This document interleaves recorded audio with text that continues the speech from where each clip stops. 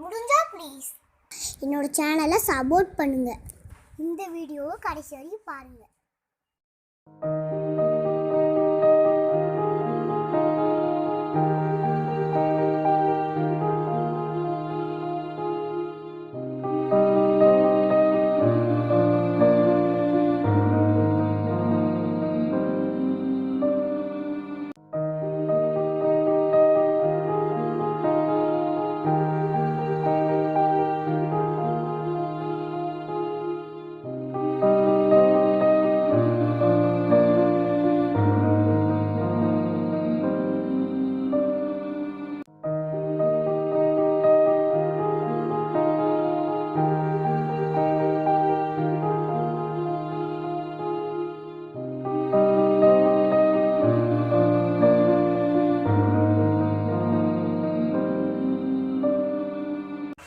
நீங்கள் போடுற ஃபஸ்ட்டு வளையல் மட்டும் 3 முடிச்சு போடணும். ஓகேங்களா?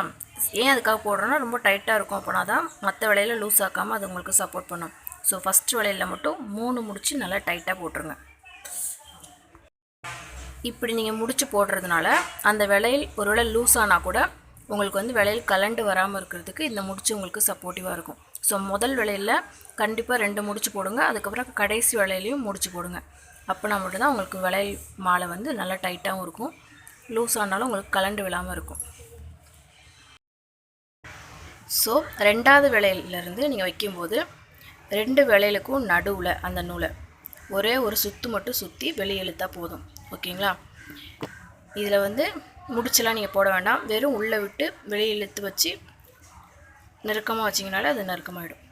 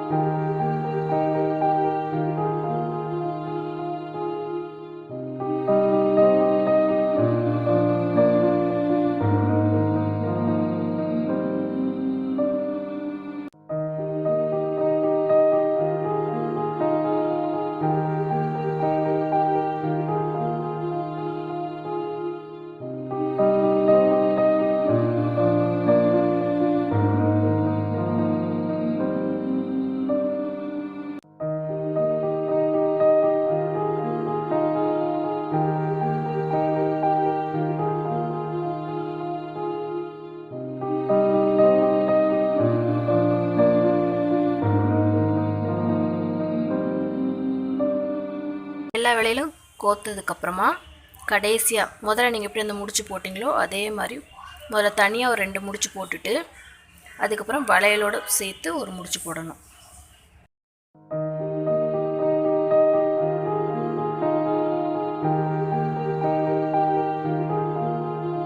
ஸோ இந்த வீடியோ உங்களுக்கு தெளிவாக புரிஞ்சிருக்கும்னு நம்புகிறேன். ஸ்டெப் பை ஸ்டெப்பாக உங்களுக்கு போட்டு காட்டியிருக்கேன்.